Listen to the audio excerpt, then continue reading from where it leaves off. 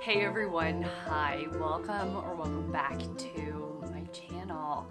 I'm Shelly, and today I'm going to be sharing with you all of the books that I bought recently. Actually, this is going to be quite the beefy video. I don't know where I was going with that. It's going to be quite the beefy video because I am going to be commenting on my book buying philosophy, my book buying habits. I am also going to be talking about some changes I made to my book buying this year and giving you an update on that. And I'm going to be sharing with you all of the new books that I bought recently.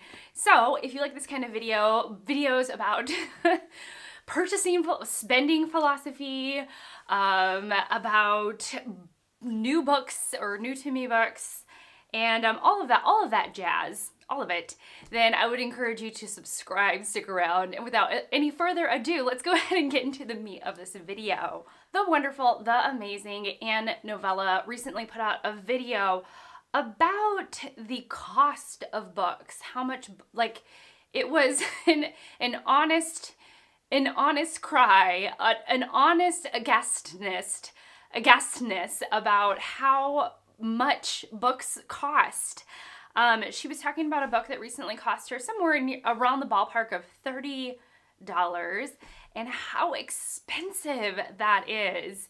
And so she encouraged us to talk about our book buying habits. I also saw Gina of Gina Stand Your Books do her version of this.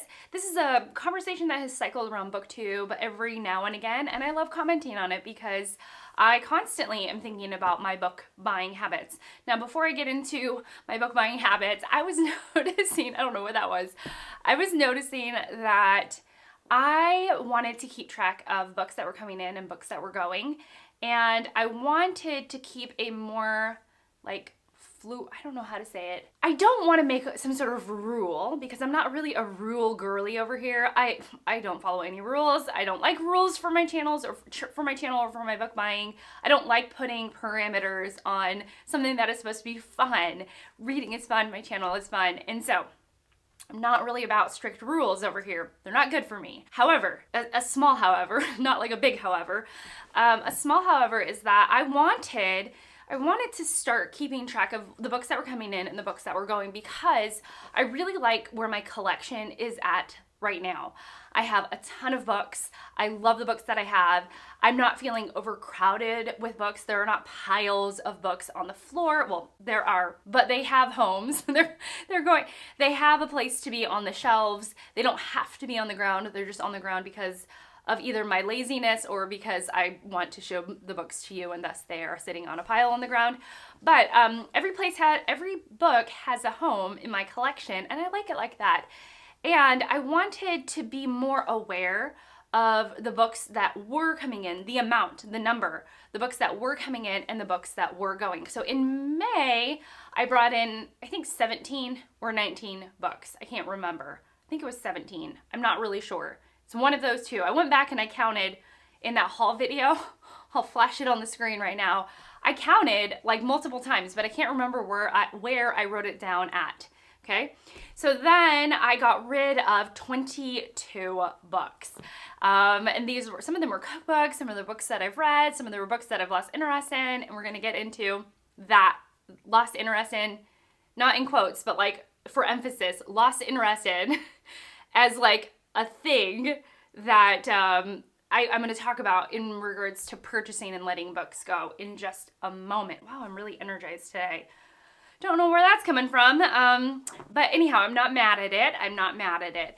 So I got rid of books, books that I've read that I liked, that I just didn't see myself reading again, books that I'm ready to get rid of, books. That's where I was at with the books. And so I bought either 17 or 19, not really sure. Maybe I'll have the actual number flash across the screen. And I also got rid of 22 of my books. So I had, a balance of getting rid of more books than I had purchased.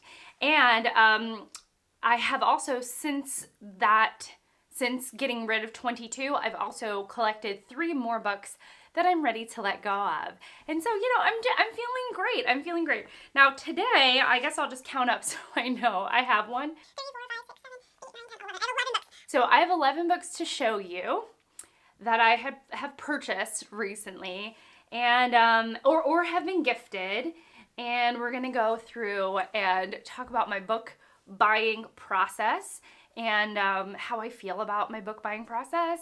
And yeah, sometimes books are given to me. For example, actually most people know not to give me books because they just know. I mean, like, unless I request it specifically, I think most people in my family are intimidated to buy me a book because they either think I have it already or I have read it. Though, you know, but the one person that does buy me books rather often is my father-in-law. He's just so thoughtful in that way. He's, you know, bold in that way. He doesn't ever think, oh, maybe Shelley has read this.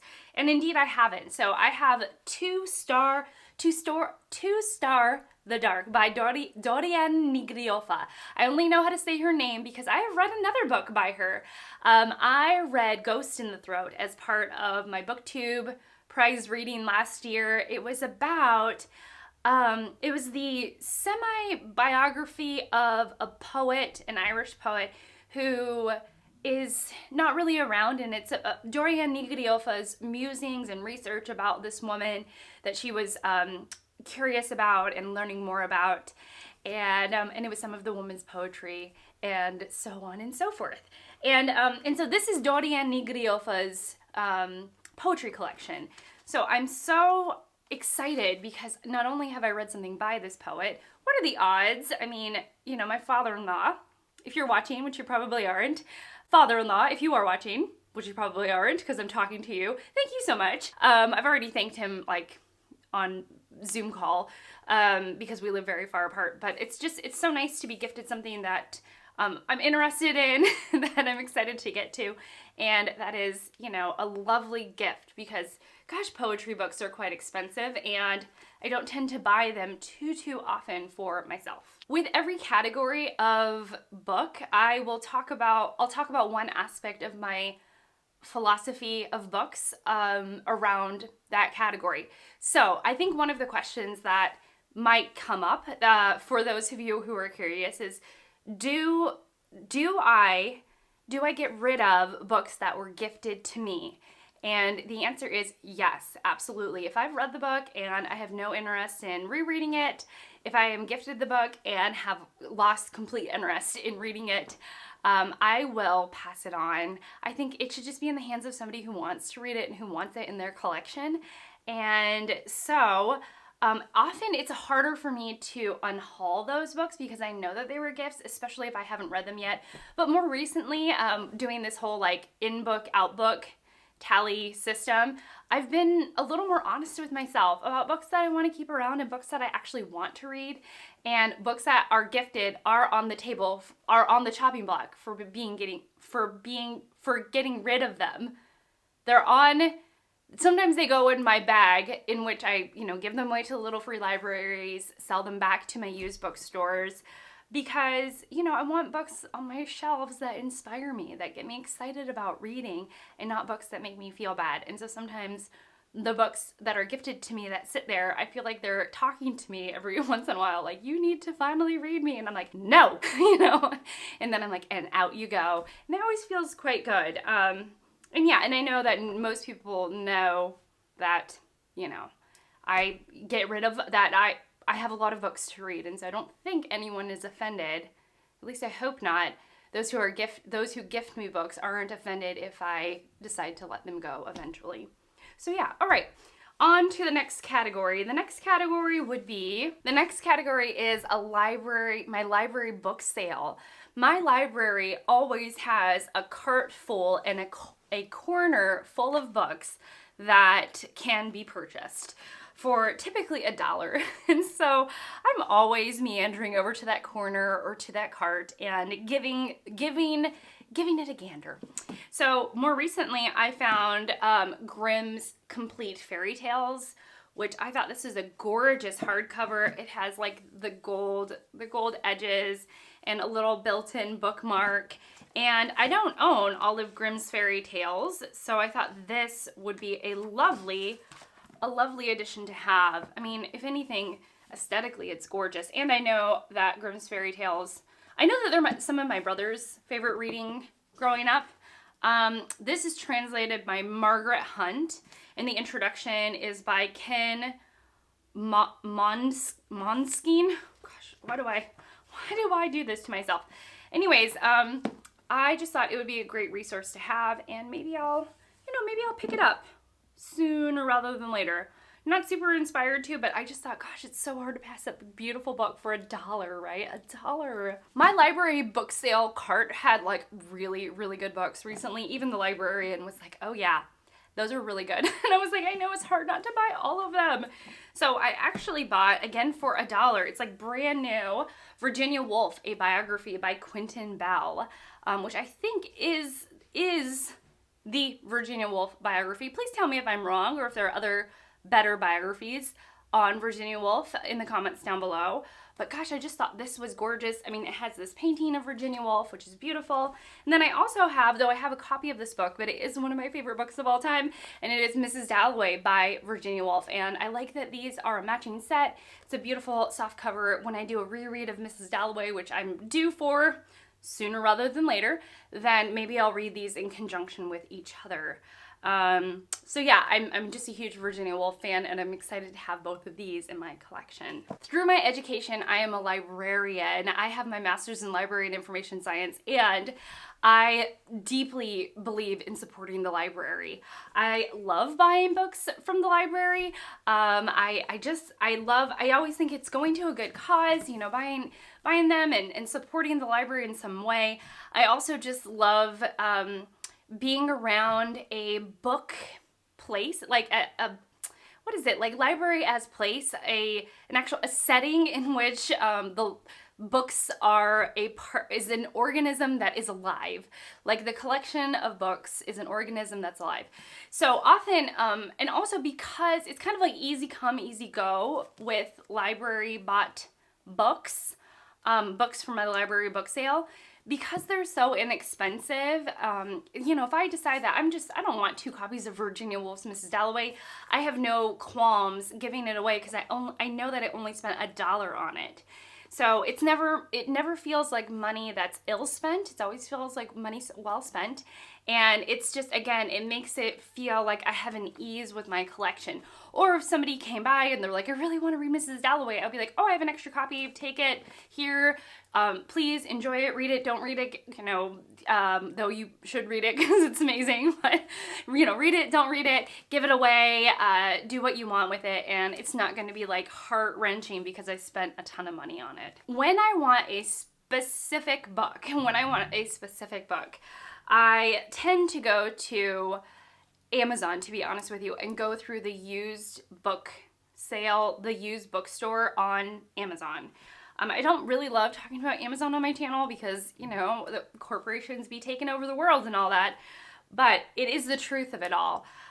So if there is like a particular title that I want, instead of hoping that my used bookstore will have it, usually it will be after I've looked at my used bookstore, after I've looked at my Goodwills, after I've looked at the library book sale corner. And if I have exhausted all of those options and cannot find the book that I'm looking for, then I will buy it off of Amazon, the used portion of the Amazon book sale department. And so most recently I bought The Robber Bride by Margaret Atwood. So let's see what this is about. Xena is beautiful, smart, and greedy, by turns manipulative and vulnerable, needy and ruthless. She is also dead. Just to make absolutely sure, Tony, Roz, and Charis are there for the funeral. But 5 years on, as the 3 women share a decorous lunch, the unthinkable happens, with waves of ill will flowing out of her like cosmic radiation. Xenia is back. So that's the back of the book. This is how it starts. The story of Xenia ought to begin when Xenia began. It must have been someplace long ago and distant in space, thinks Tony. Someplace bruised and very tangled.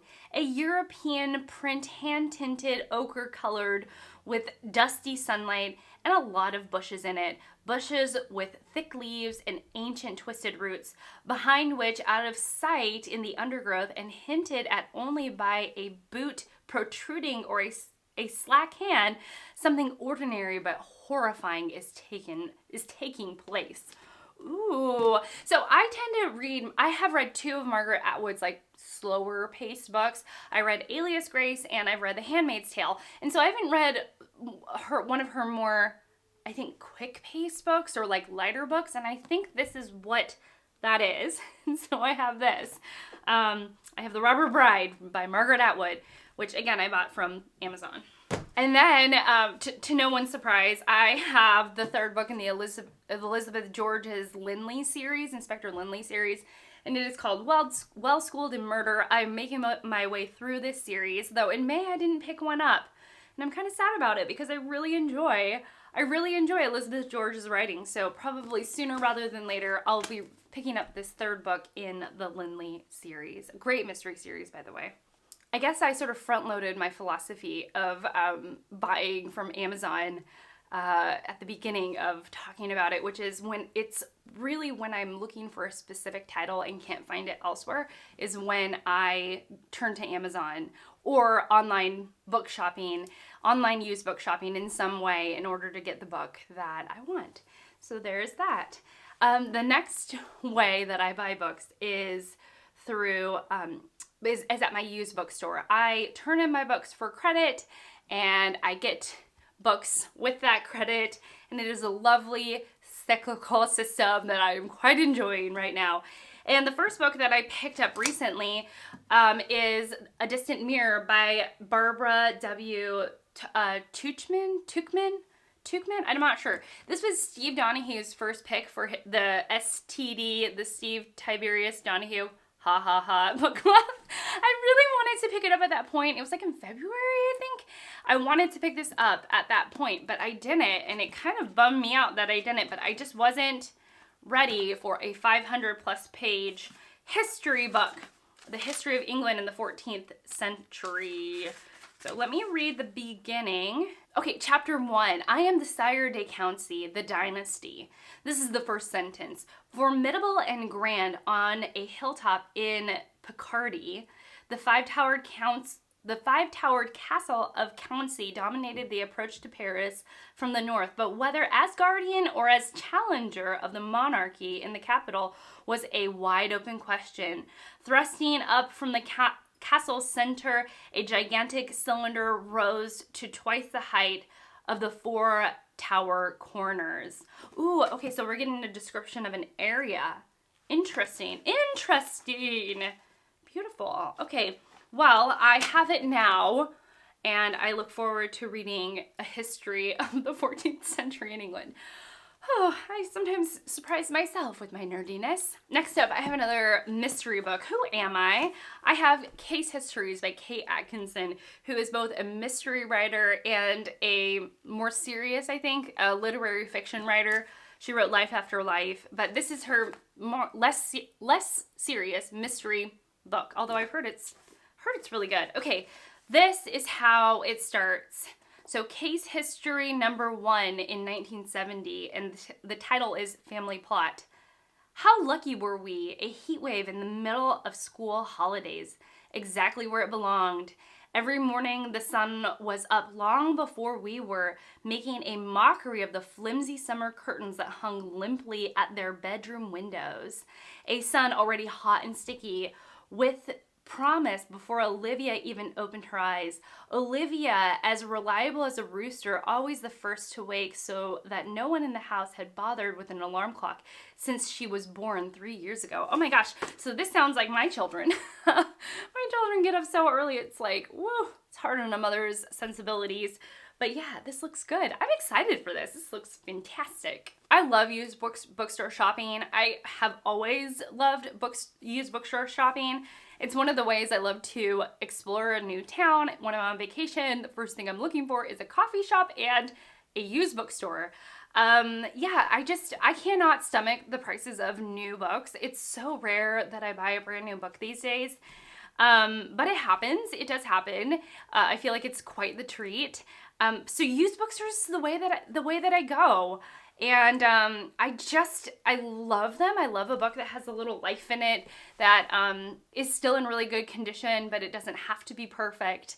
And yeah, I'm always ever so grateful to the used bookstores that are still standing, because I just love them. It's like my happy place. My last sort of, well, not my last, I have two more places to go. So one of my last happy places is the secondhand stores. I love looking for bookstores and secondhand stores. Again, it's another way that I like to explore a new town on vacation. It's something that we did when I was kids. We would go to the local Goodwill because somebody forgot flip-flops and we needed to go buy them. And so here we are hitting up the local Goodwill. Or it's suddenly colder while we're camping. Especially as a kid, camping, it'd be colder than we thought, and so somebody in the family needs a sweatshirt. And so there we would be at the local Goodwill looking for a sweatshirt, looking for something that we needed that we forgot. An extra pot, an extra pan, a spoon, something like that.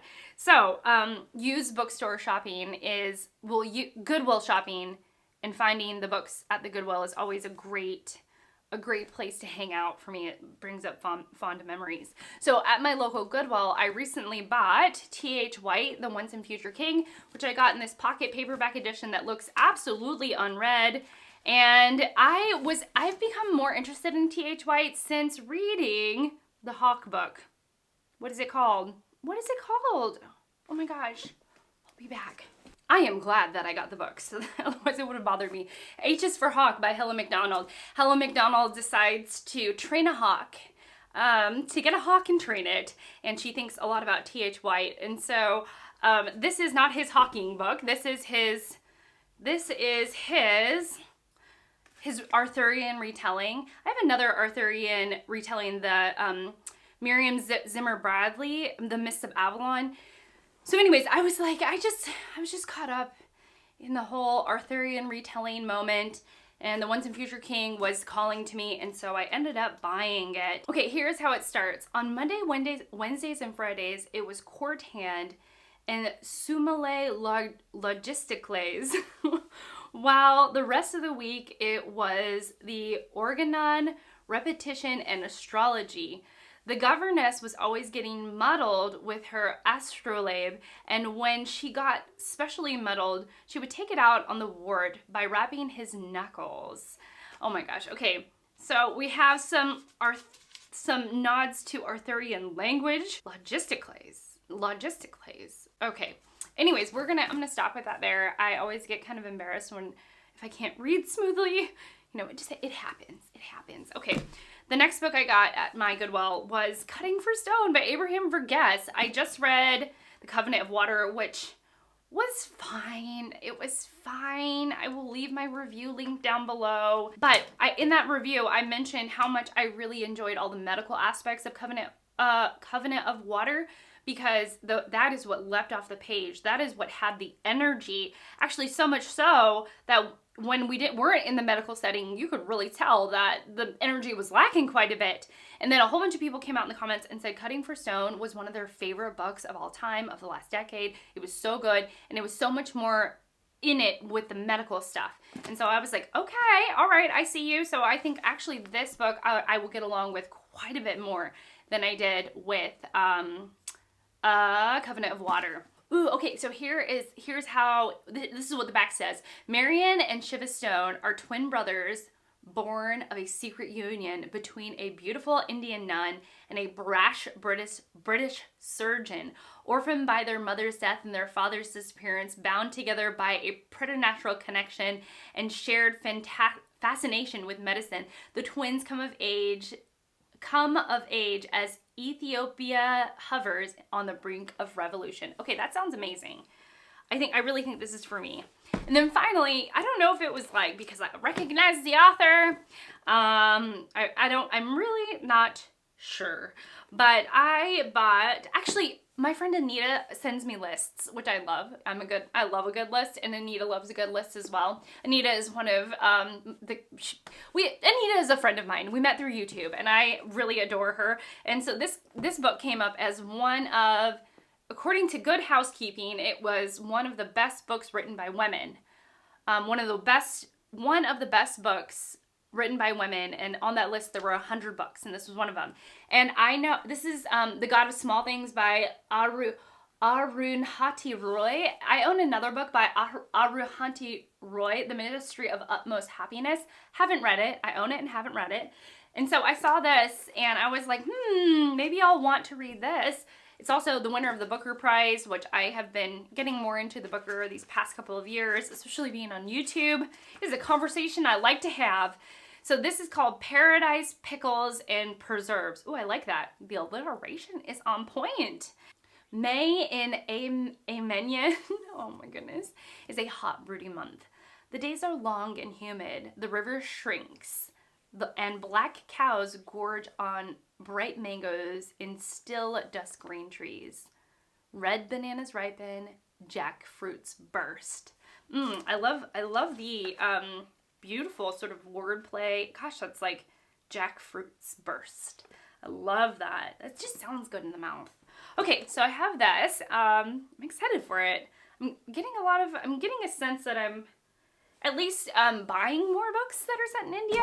Okay, so my thoughts about books from Goodwill. I have to dig. I have this whole system where when I go to not a used bookstore, but like a thrift store, and there are books on shelves, I always read every single spine, and then I go systematically through every book. And, you know, I want the book to be in good condition, and it's very much, again, easy come, easy go. If I lose interest in the book, I know that I spent less than $2 on it, and I am very okay with releasing it back into the world. And if I gain interest in that book again, I will buy it again. So it's, one of the least expensive ways that in which I purchase books. And it's always just, you know, like a lovely, a nice thing. You know, what am I trying to say? I'm getting distracted in my own thoughts. Because I don't spend a lot of money on it, you know, like you can get 5 books for $10 or even less. That, you know, it's just an easy way to support a secondhand store. And if I, again, lose complete interest in a book, I don't have like guilt over spending $30 on the book.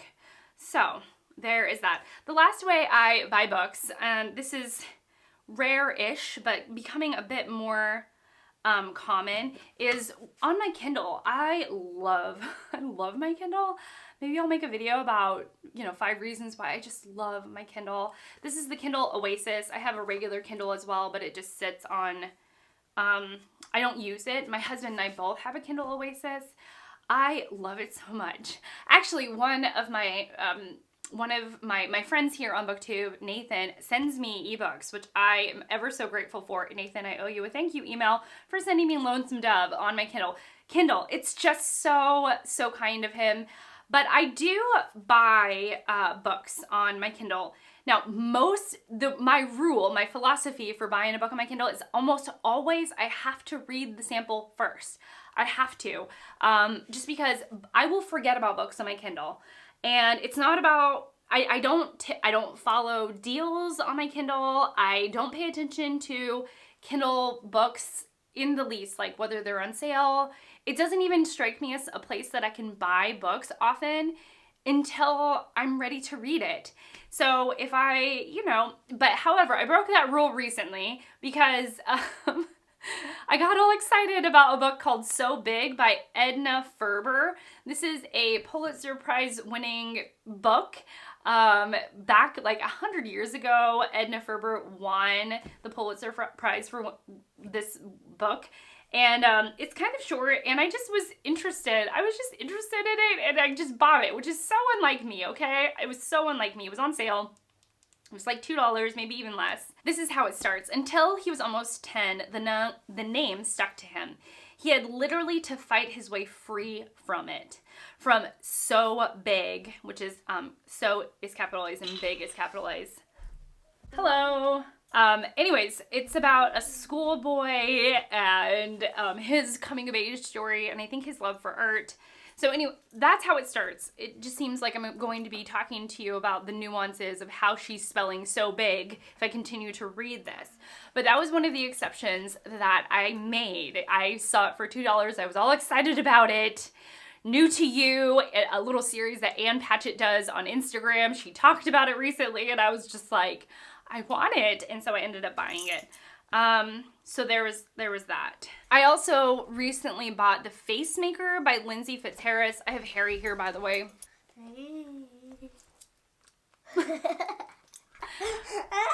All right, as I was saying, I bought The Facemaker by Lindsey Fitzharris. I bought it on my Kindle because I have to read it since I'm judging it for the BookTube prize. And my library didn't have it anywhere, and I'd have to buy it at some point. And actually, one of the least expensive ways I could get it, and also the quickest ways, because, you know, getting a book on your Kindle is basically like magic, is on my Kindle. And so I bought it to read on my Kindle, and I'm so glad that I did, just because I have it immediately, and I'm reading it. I am reading it right now. So, you know, so I tend to, again, my philosophy is like, typically 99.9% of the time, I have to read a sample of the book first before I decide to purchase it if it's on my Kindles. Otherwise, I forget about it. And in most, I would say, like, I'm at like a 95% of the books that I get on my Kindle. Especially if I've purchased them, because, you know, an actual investment into the book. I've read so many of my books, and also, but there is like, my husband and I share a Kindle account, so there are books on there that I have not read, but the vast majority of the books that I have purchased, I have read that are Kindle books, and again, it's just one of the easiest ways to get a book. Often you're paying a bit more than you would if you bought it used, but sometimes no, you know, sometimes it's the cheapest way too. So yeah, so there is that. All right, well, things are getting a bit hairy. Also, this guy's name is Harry over here. He's just being so silly. But yeah, thank you so much for watching. And thank you so much for, you know, putting the question out there of book buying habits and one's philosophy. I hope that I touched on most of it, most of it in this video. But yeah, that's it for me. So if you have any comments, questions, anything to contribute to the conversation, I would love to read about it in the comments down below. Yeah, and I guess that's it. So thank you so much for watching. Thank you so much for being here. I really appreciate it. And I will see you all. We will see you all. Right, Harry? Right, Harry? We will see you all in my next one. Bye, guys.